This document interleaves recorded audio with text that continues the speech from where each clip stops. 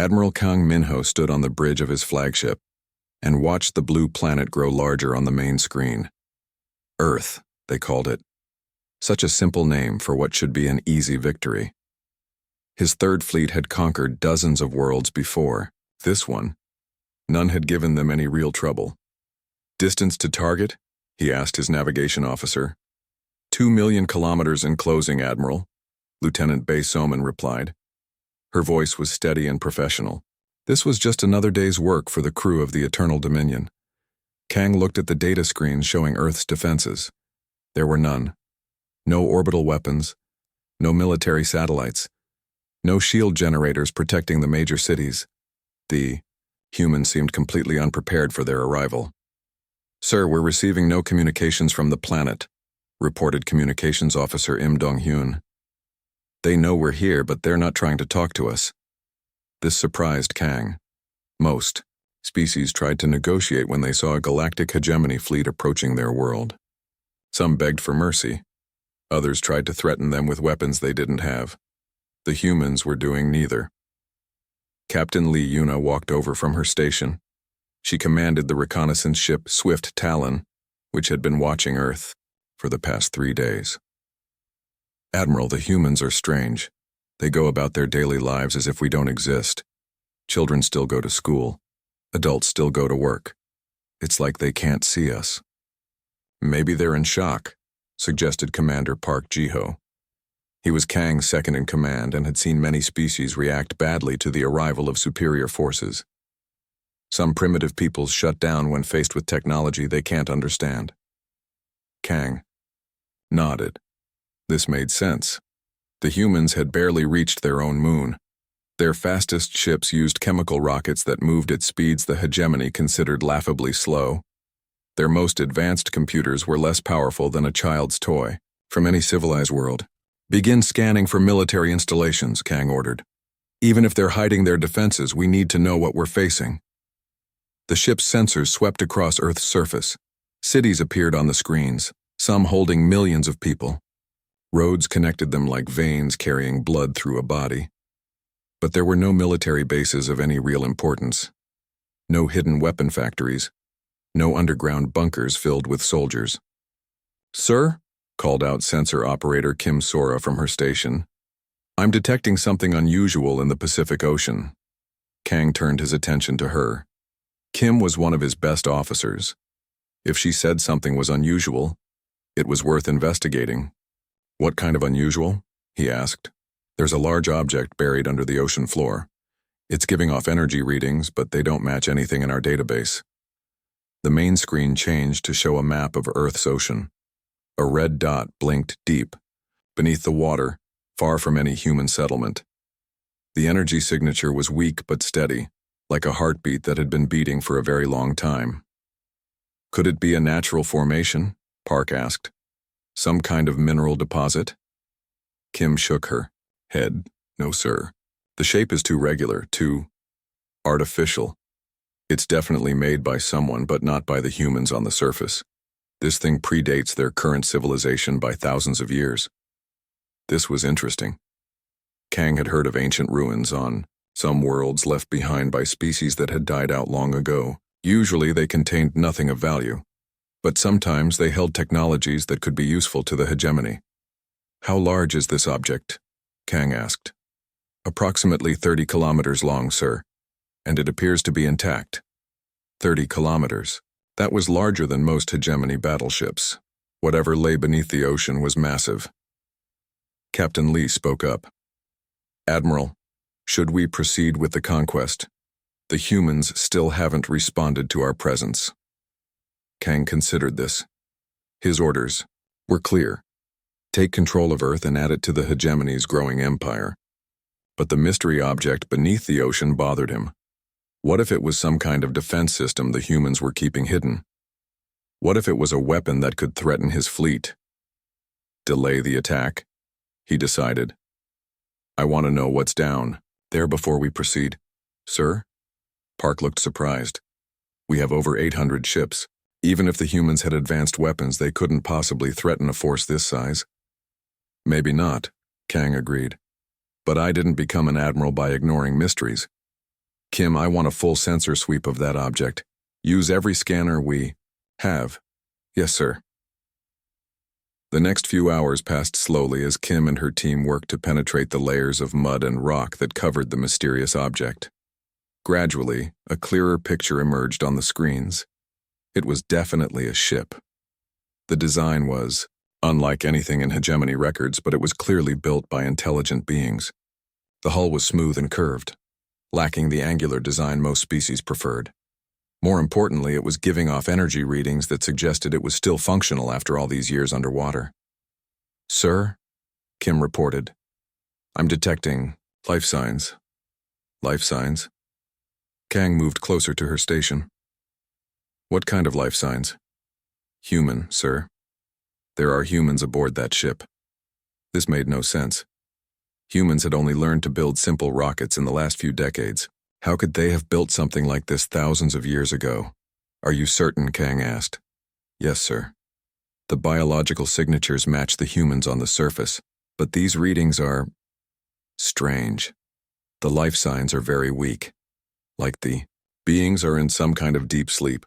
Park joined them at Kim's station. Could it be some kind of preservation system? A way to keep people alive for long periods? It's possible, Kim replied. But if so, it's more advanced than anything we have. Kang stared at the image of the buried ship. Every instinct told him this was important. The hegemony had conquered hundreds of worlds, but they had never found anything like this. A ship that predated known civilization, built by a species that should have been too primitive to create such technology. Prepare a landing team, he ordered. We're going down there.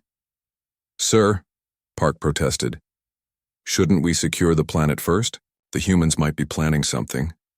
Kang looked at the peaceful cities on Earth's surface. People were still going about their normal lives. If they were planning an attack, they were doing a very good job of hiding it. The humans aren't going anywhere, he said. But that ship has been waiting down there for a long time. I want to know what secrets it holds before we do anything else. As the crew prepared for the underwater expedition, Kang couldn't shake the feeling that they were about to discover something that would change everything. The conquest of Earth was supposed to be simple. Another primitive world added to the hegemony's empire with minimal effort. But the ship beneath the ocean suggested that Earth's history was more complicated than their intelligence reports had indicated. And if the humans had once possessed technology advanced enough to build such a vessel, where had that knowledge gone? Why were they now living like primitives on the surface while marvels of engineering lay hidden in their ocean depths? These questions would need answers before Kang felt comfortable proceeding with the invasion. The Third Fleet would wait while a small team investigated the mystery below. After all, what could a few sleeping humans in an ancient ship possibly do to threaten the might of the galactic hegemony? The blue planet continued to turn slowly beneath them, keeping its secrets for now. But not for much longer. Colonel Choi Daeho checked his environmental suit one more time before stepping into the transport pod. The journey to the ocean floor would take 30 minutes, and he wanted to make sure everything was working perfectly. Behind him, 24 Marines and scientists prepared for the strangest mission of their careers. Remember, Dr. An Hyeman said over the comm system, we're dealing with technology that's older than most civilizations. Don't touch anything unless I clear it first. Choi nodded. Dr. An was the fleet's best expert on ancient artifacts. If anyone could figure out what they were about to find, it was her. The transport pod dropped away from the Eternal Dominion and began its descent toward Earth's surface. Through the small windows, Choi could see the blue ocean growing larger. Somewhere far below, an impossible ship waited for them. Depth, 5 kilometers and descending, reported the pilot. Water pressure is increasing, but the pod is handling it fine. Lieutenant Commander Nam Woo-jin sat across from Choi, checking his engineering equipment. Sir, I've been thinking about those energy readings. If that ship has been powered for thousands of years, its energy source must be incredibly advanced. More advanced than ours? Choi asked. Possibly. Our ships need to refuel every few months. Something that can run for millennia without maintenance. Nam shook his head. That's beyond anything the hegemony has ever built. The transport pod reached the ocean floor and activated its matter displacement field. This technology could move tons of mud and rock in seconds, carefully clearing away the sediment that had covered the alien ship for so long.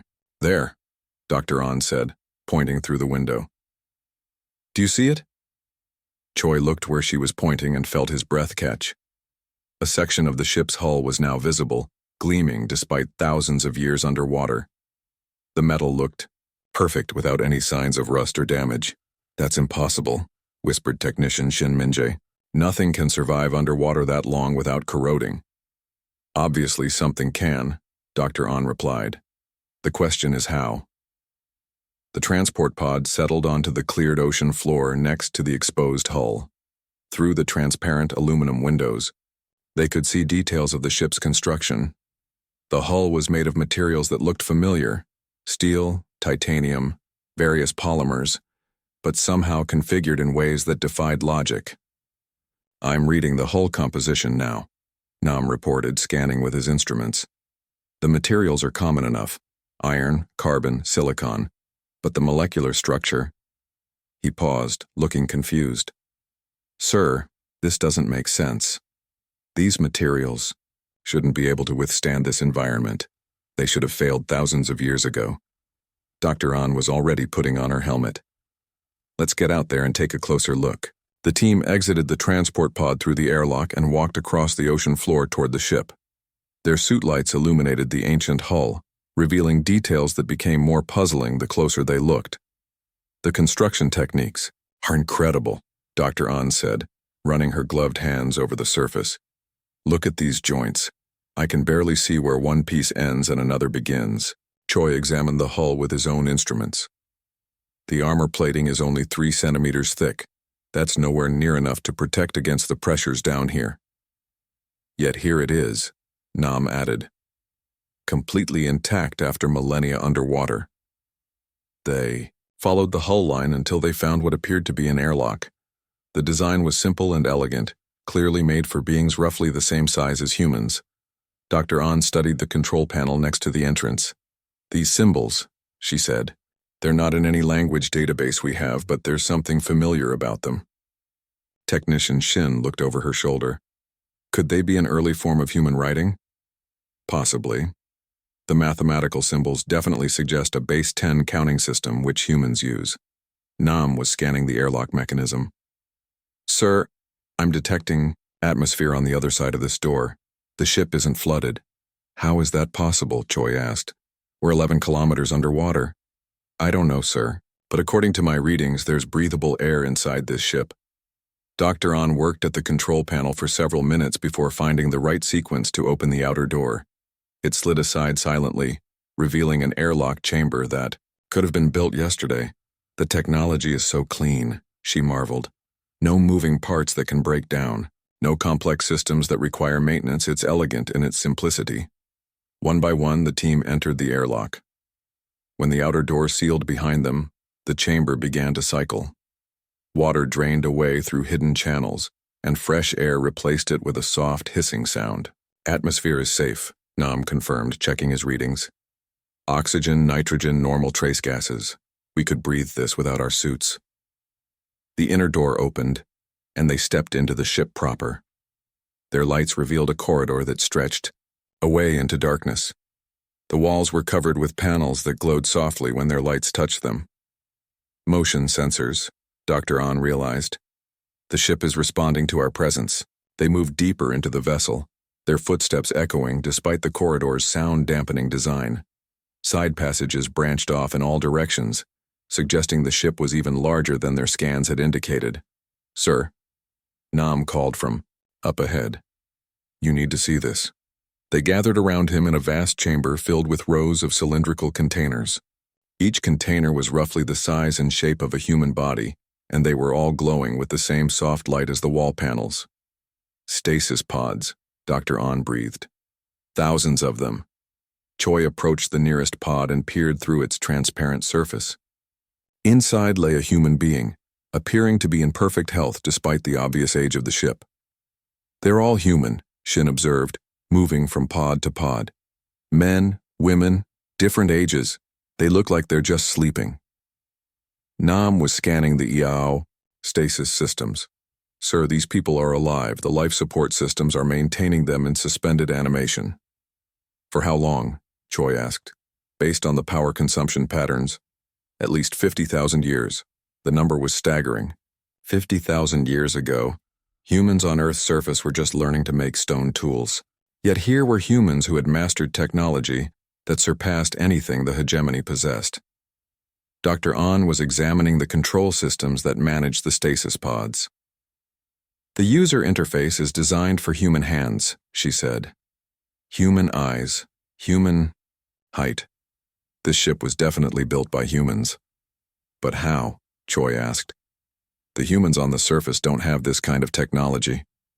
Maybe they lost it, Shin suggested. Maybe something happened that forced them back to a primitive state. Nam was exploring another section of the chamber. Sir, I found something else. It's some kind of computer terminal. They gathered around what appeared to be a control station.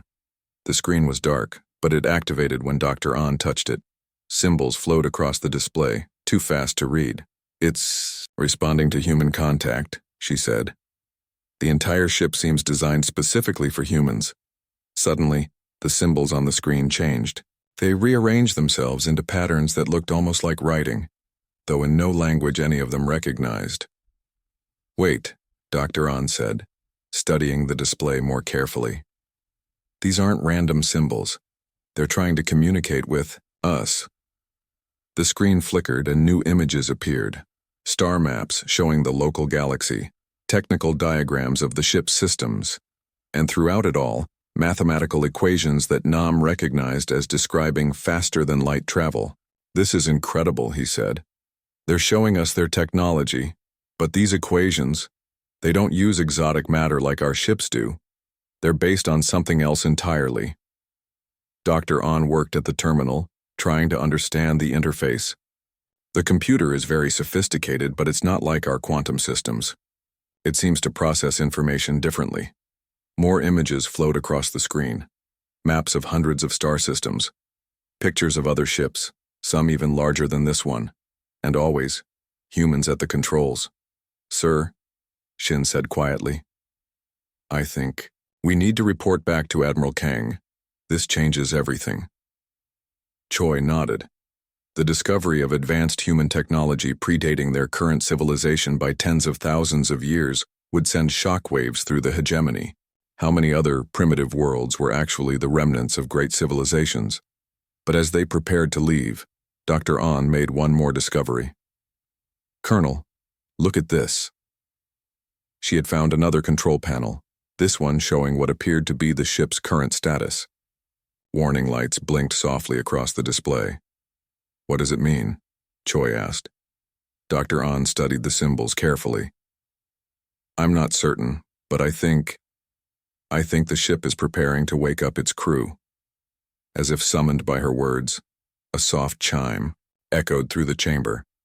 One by one, the stasis pods began to glow more brightly. After 50,000 years of sleep, the ancient humans were beginning to stir. Dr. An Hyemin watched the warning lights flash across the control panel and made a decision that would change everything. Despite Colonel Choi's orders to wait for instructions from Admiral Kang, she pressed the activation sequence for the nearest. Stasis pod doctor, what are you doing? Choi demanded, but it was too late. The pod began to hum with energy. Lights danced across its surface as systems that had been dormant for 50,000 years came back to life. Inside, the sleeping human began to stir. Sir, we need to step back, Lieutenant Commander Nam warned. We don't know how they'll react to seeing us. The team moved to a safe distance as the stasis pod completed its wake-up cycle. The transparent cover slid aside with a soft hiss, and the woman inside sat up slowly. She was young, perhaps 30 years old, with long black hair and clothes that seemed to be made from materials none of them recognized. She looked around the chamber with confused eyes before focusing on the hegemony team. When she spoke, her words came out in a language that sounded almost familiar but was clearly very ancient. The translator is having trouble, Technician Shin reported, checking his equipment. The language is related to modern human dialects, but it's changed a lot over time. The woman tried to stand but stumbled. Dr. An moved forward to help her, despite Colonel Choi's protests. After a moment, The woman managed to steady herself and looked directly at Dr. On. Can you understand me? She asked in accented but clear galactic standard. Everyone was surprised. You speak our language? Dr. On replied. Your translation systems are adequate, the woman said. I am Du Yuri, navigation officer of the vessel Enduring Hope. What year is it by the surface calendar? We're not from Earth, Colonel Choi explained. We're from the Galactic Hegemony. Du Yuri's expression became very serious. The Hegemony has found us? How many ships? 847 vessels, Choi answered truthfully. To everyone's surprise, Du Yuri began to laugh. It wasn't a happy sound. Only 800? They're not taking us very seriously. Nam stepped forward. Ma'am, our fleet is more than capable of conquering this entire planet. Your people don't seem to have any defenses. Our people? Yuri looked confused. Oh, you mean the surface dwellers? No, they wouldn't have defenses. They're not supposed to. Dr. On helped Yuri sit down on a nearby bench that extended from the wall. Can you explain what you mean? Yuri rubbed her temples as if fighting a headache. How long have I been asleep? Our scans suggest approximately 50,000 years, Dr. On replied. 50,000. Yuri was quiet for a long moment. Then it's been long enough. The great experiment should be complete by now. What experiment? Colonel Choi asked. Yuri looked at each of them in turn. You really don't know, do you? You have no idea what humanity accomplished before we went to sleep. She stood up and walked to the control terminal Dr. On had been using earlier. Her fingers moved across the interface with practiced ease, calling up displays that none of the hegemony officers could read. 50,000 years ago, humanity discovered something that changed everything, Yuri explained as she worked. We found out that consciousness is not just an accident of evolution. It's a fundamental force of the universe like gravity or electromagnetism. That's impossible, Nam protested. Consciousness is just the result of complex brain activity. Yuri smiled. That's what we thought too until we learned to measure it. Watch. She touched a control, and the chamber around them began to change. The walls became transparent, showing the ocean outside. But instead of dark water, they could see light streaming from the ship in all directions. What you're seeing is consciousness, made visible, Yuri explained. Every thinking being produces this light. The more complex the thoughts, the brighter the glow. Dr. On stared in wonder. The energy readings we detected, they weren't from the ship's power systems. They were from the sleeping minds inside. Exactly. And when we learned to harness that energy, we discovered we could do things that should have been impossible. Yuri touched another control, and the display changed to show a map of the galaxy. Thousands of stars were marked with symbols indicating human settlements.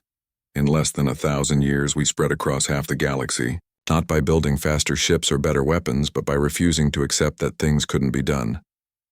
Colonel Choi studied the star map. The hegemony has never encountered any of these colonies. Because we left, Yuri said simply.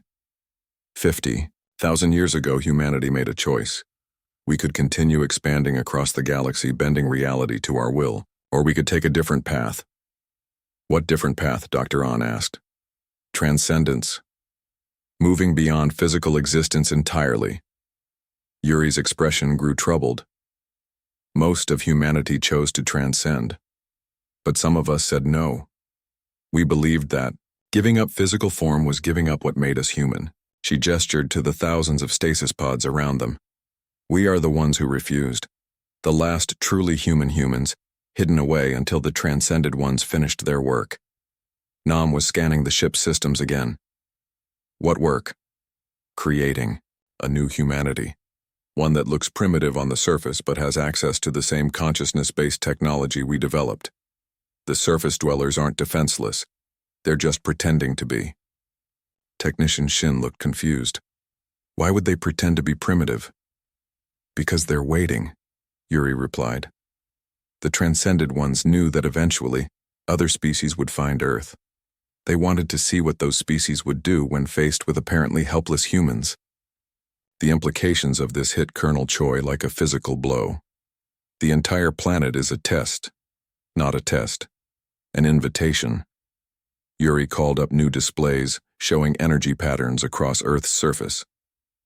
Every human on that planet is connected to a network of consciousness that spans dimensions. They've been aware of your fleet since before you entered this solar system. Dr. Ahn stared at the data. The children going to school, the adults going to work, all of them are participating in a conversation about what to do with you. From your perspective, it's been a few hours since you arrived. From theirs, they've been debating for centuries. Nam shook his head. This is impossible. Humans are barely more advanced than animals. Yuri laughed again. You still don't understand. Let me show you something. She walked to one of the nearby stasis pods and pressed her hand against its surface. The pod began to glow brighter, and the person inside moved slightly. This is Kang Hyunwoo, our chief engineer. He's been asleep for 50,000 years, but watch what happens when I ask him a question. She spoke to the sleeping man in their ancient language. His lips moved in response, though his eyes remained closed. I asked him to calculate the probability that your fleet has peaceful intentions, Yuri translated. He's doing the math in his sleep, processing data from sensors. Throughout this solar system, the displays around them filled with numbers and equations. Complex calculations flowed across the screens faster than any of them could follow. He says there's a 67% chance your admiral will choose negotiation over conquest, once he understands what he's dealing with, Yuri reported. But that probability increases to 93% if I go with you to explain the situation. Colonel Choi felt a chill run down his spine. You want to come with us to our flagship? It's time, Yuri said simply. We've been hiding long enough. The surface dwellers have developed exactly as the transcended ones hoped. They're ready to reveal themselves to the galaxy. She walked back to the main control terminal and began shutting down systems. This ship has served its purpose. The last normal humans are ready to wake up and rejoin the world. Dr. Ahn watched the ancient technology power down. What will happen to the hegemony when the truth comes out? Yuri paused in her work. That depends on what the hegemony chooses to do. Humanity has been waiting 50,000 years for another species to find us. You're the first to come close enough to be worth talking to. Close enough to what? Nam asked. To understanding what consciousness can really do when it's not limited by what you think is possible. Yuri finished her shutdown sequence and turned to face them.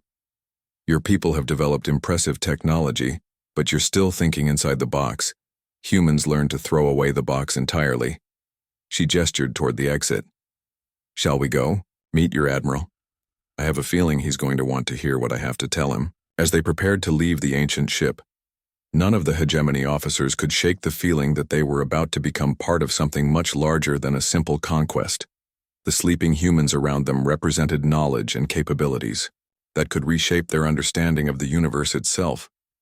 And above them, the surface dwellers continued their seemingly normal lives while conducting a conversation across space and time about the future of galactic civilization. Admiral Kang stood in the conference room of his flagship, staring at the woman Colonel Choi had brought back from the underwater ship. Yuri looked completely human, but everything she had told them challenged everything the hegemony believed about the universe. Let me understand this correctly, Kang said slowly. You claim that consciousness itself can be used as a tool to alter reality. Not alter, Yuri corrected. Negotiate. Reality is more flexible than most species realize. It's willing to work with you if you approach it correctly. Commander Park Ji-ho shook his head. That's not how physics works. Laws of nature can't be negotiated with. Can't they? Yuri smiled. Your own ships travel faster than light. According to the physics your species understood 1,000 years ago, that was impossible. We use exotic matter to create space-time distortions, Park explained. It's advanced technology, but it follows known physical laws. And humans use consciousness to create reality distortions. Different method, same result. Yuri gestured to the view screen showing Earth below them. Would you like me to demonstrate? Before anyone could answer, she closed her eyes and appeared to concentrate. The lights in the conference room dimmed slightly, and everyone felt a strange sensation as if the air pressure had changed. "What did you just do?" Dr. Ahn asked. "I asked the ship's computer to show me what's happening on Earth's surface right now," Yuri replied, opening her eyes. The main view screen changed to show a street scene from one of Earth's major cities. People walked along sidewalks going about their daily business, but something was different about the image. "This is impossible," Lieutenant Commander Nam said, checking his instruments. "Our scanners can't penetrate the atmosphere with this level of detail." "Your scanners can't," Yuri agreed, "but consciousness can go anywhere thought can reach." Admiral Kang studied the street scene carefully. "The humans down there, they're not acting like people under threat of invasion." "Because they're not," Yuri explained. "They know you're here, but they're not afraid. Fear is a choice, and they've chosen not to be afraid." Captain Lee Yuna pointed to something on the screen. "That child there playing in the park. Is he aware that there are 800 warships above his planet?" "Of course, his name is Ko Tai-young, and he's 10 years old. He's currently calculating the probability that your fleet will leave peacefully." Yuri touched a control that none of them had seen her approach. "Would you like to speak with him?"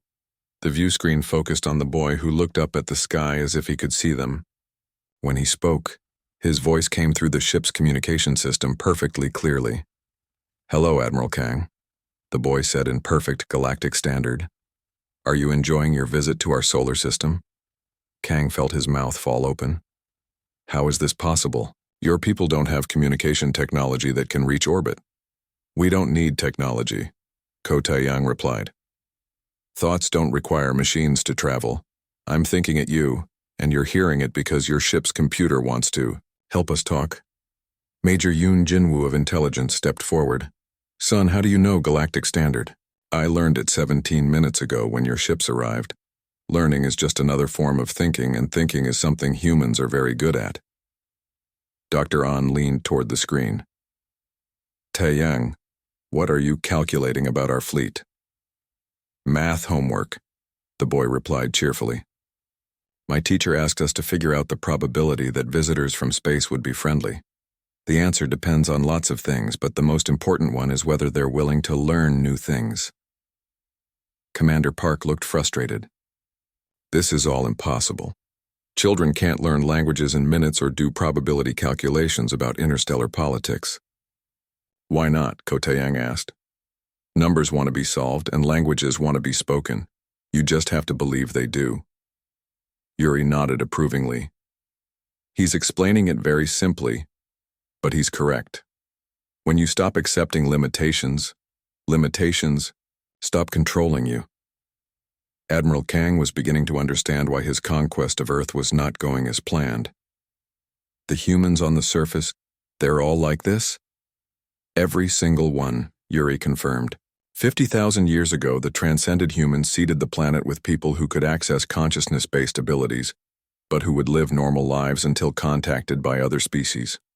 The boy on the screen waved at them. "Admiral Kang, would you like to meet some other people?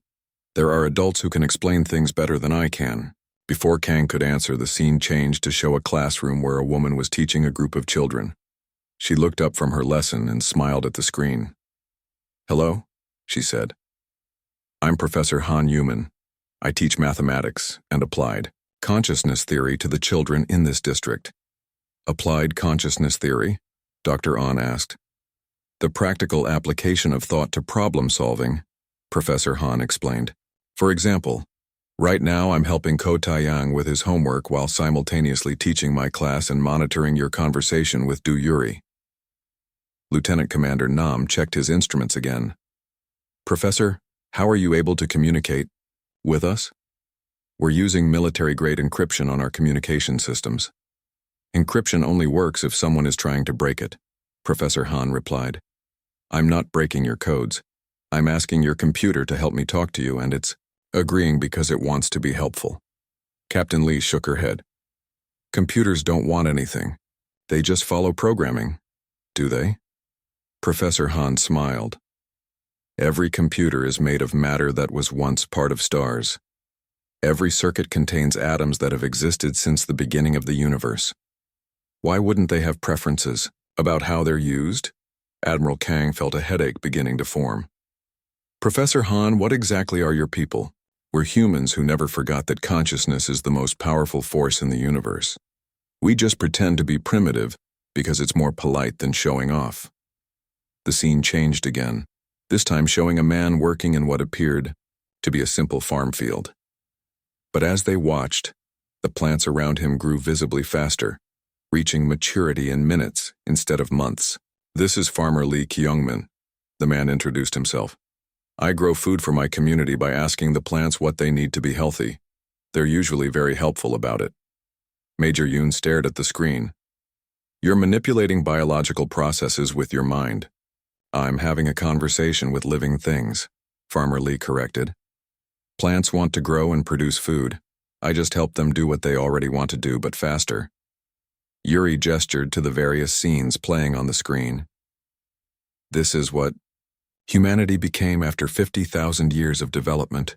We learned to work with the universe instead of against it. But why hide this?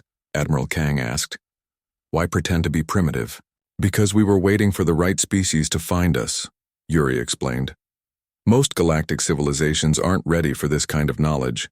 They would try to use consciousness as a weapon instead of a tool for cooperation. Professor Han's voice came through the speakers again. We've been studying your species for the past few hours, Admiral. You have the potential to understand what we're offering. Which is partnership, Ko Taeyang said, reappearing on the screen. Humans have learned to do impossible things, but we're still just one species. The galaxy is big, and there's room for everyone to learn new ways of thinking. Commander Park looked skeptical.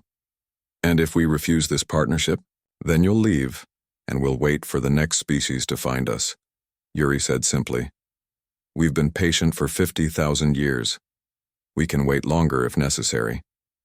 Admiral Kang studied the faces on the screen. A child, a teacher, a farmer. They all looked completely human, but they represented capabilities that made his entire fleet irrelevant. What would this partnership involve, he asked carefully. Learning, Professor Han replied. Some of your people would stay here to study consciousness theory. Some of ours would travel with your fleet to share what we've learned. Together, we could help other species reach the same level of development. And if the hegemony government refuses, Ko Taeyang grinned. They won't. We've already calculated the probability. Your leaders are practical people. When they see what consciousness can do, they'll want to learn how to use it. Yuri stood up from her chair. Admiral, your fleet represents the first species to develop enough to understand our offer. But you won't be the last. Consciousness is a fundamental force of the universe. Every thinking species will eventually discover it.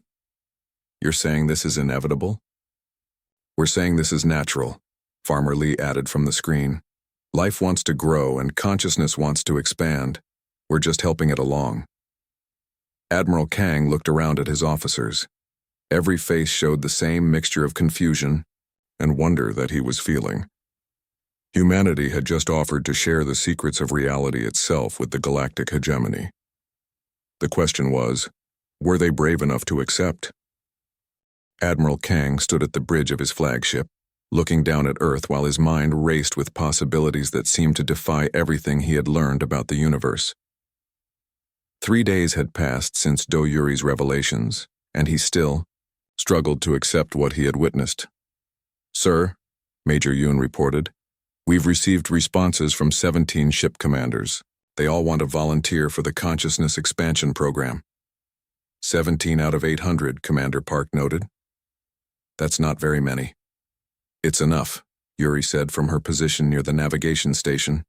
She had been given free run of the ship despite the concerns of several officers. Consciousness expansion isn't about numbers. It's about willingness to change. Captain Lee approached the Admiral. Sir, I need to ask directly. Are we really considering abandoning our mission to conquer Earth?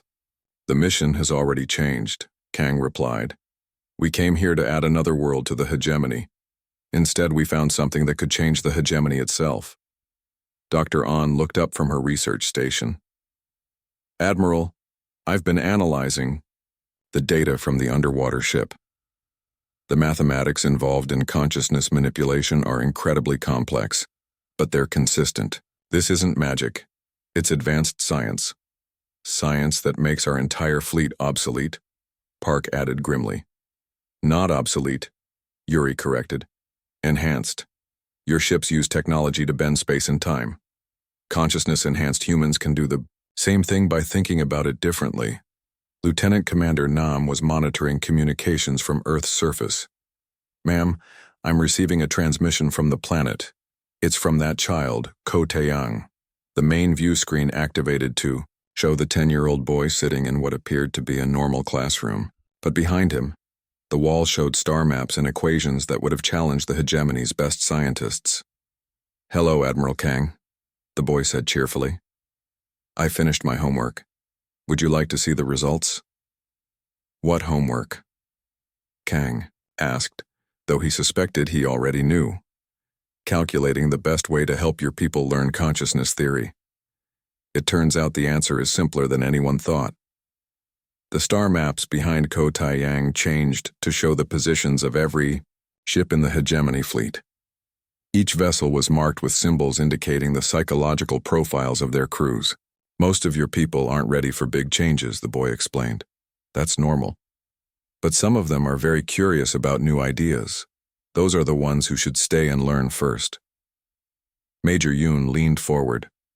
How do you know the psychological profiles of our crews? I asked your ship computers to help me understand your people better. They were very cooperative once I explained what I was trying to do.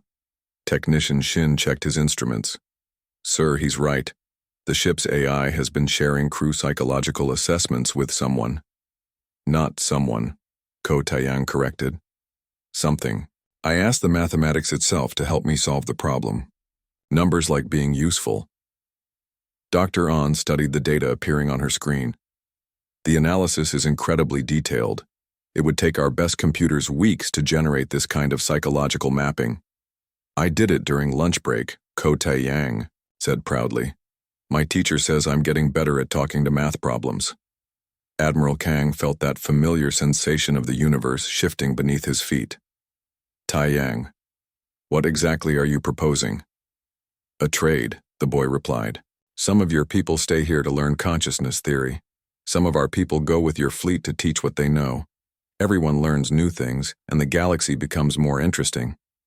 Commander Park looked skeptical. What guarantee do we have that your people won't use these abilities against us? Professor Han's voice came through the speakers. Commander Park, may I answer that? A new section of the screen showed the teacher from before still working with her students. The nature of consciousness-based abilities makes them self-regulating. You can't use consciousness to harm others without harming yourself. It's built into how the universe works. Explain, Park demanded. Consciousness is a shared phenomenon. When you expand your awareness, you become more connected to other thinking beings, not less. Using those connections to cause harm damages your own ability to maintain them. Yuri nodded in agreement. That's why the transcended humans chose to leave physical existence rather than rule over others. Power based on consciousness naturally leads to cooperation, not domination. Colonel Choi stepped forward. Admiral, I request permission to volunteer for the Consciousness Expansion Program. Daeho, Park warned. We don't know what it will do to you. That's exactly why I want to try it, Choi replied. Sir, we came here expecting to find primitives. Instead, we found humans who can manipulate reality with their thoughts. If there's a chance to understand how they do it. I'll go too, Dr. An added. This is the greatest scientific discovery in galactic history. I can't pass up the opportunity to study it firsthand. One by one, other officers began volunteering. Not many, perhaps 20 from the entire fleet, but enough to represent a genuine commitment to learning. Ko Taeyang clapped his hands together. This is going very well. The probability calculations are updating in real time and the success rate keeps improving. Success rate for what? Admiral Kang asked. For the hegemony accepting humanity's offer of partnership. It started at 67%, but it's up to 91% now. Farmer Lee appeared on another part of the screen. Admiral, Your volunteers will be welcome on Earth. We've prepared facilities for them to stay while they learn. It's a beautiful planet. I think they'll enjoy it." Professor Han added, "And those of us who travel with your fleet will do our best to help your people understand consciousness theory. It's not difficult once you stop thinking it's impossible." Admiral Kang made his decision. "Major Yoon, prepare. A message for Hegemony Command. Inform them that Earth will not be conquered, but that we've discovered something far more valuable than another subject world." "What should I tell them we found?" Yoon asked. "Teachers," Kang replied. "We've found teachers who can show us how to think beyond the limitations we've accepted for too long." Yuri smiled. "Admiral, there's something else you should know. The underwater ship where you found me, it's not the only one." The star map on the screen changed to show the entire galaxy. Hundreds of systems were marked with small symbols. Everywhere humans settled during our first expansion, we left ships like mine. Sleeping humans waiting for the right time to wake up and rejoin galactic civilization. "How many ships?" Dr. An asked. "Thousands," Yuri replied. "Each one containing people with different specializations. Engineers, scientists, artists, philosophers, all of them ready to share what humanity learned during our age of expansion." Ko Taiyang bounced excitedly in his chair. "It's going to be wonderful. The galaxy has been so quiet for so long. Now it's going to be full of interesting conversations again." Commander Park shook his head in amazement. "We came here to conquer one world. Instead, we're going to wake up an ancient civilization that spans the galaxy." "Not wake up," Professor Han corrected gently. "We were never really asleep. We were just waiting for the rest of the galaxy to catch up with us." Admiral Kang looked around at his officers, the ones who were staying and the ones who would continue with the fleet. All of them were about to become part of something unprecedented in galactic history. "Yuri," he said, "when can we begin?" "Right now, if you're ready." She gestured toward the view screen, where Ko Taiyang was waving goodbye.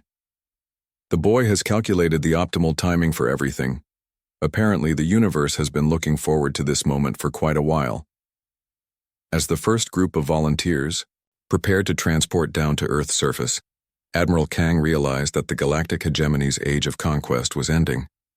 In its place, an age of cooperation and learning was beginning, and it had all started because they had discovered a ship beneath Earth's ocean, a ship that had been waiting 50,000 years for the right species to find it and ask the right questions. The blue planet turned slowly below them, no longer a target for conquest but a doorway to possibilities that none of them had imagined. And across the galaxy, other sleeping ships began to stir, ready to rejoin a universe that was about to become far more interesting than anyone had thought possible. In the end, Admiral Kang reflected, they had come to Earth expecting to find primitives who would submit to superior force. Instead, they had found humans who had learned that consciousness itself was the most powerful force in the universe, and those humans were willing to teach them how to use it.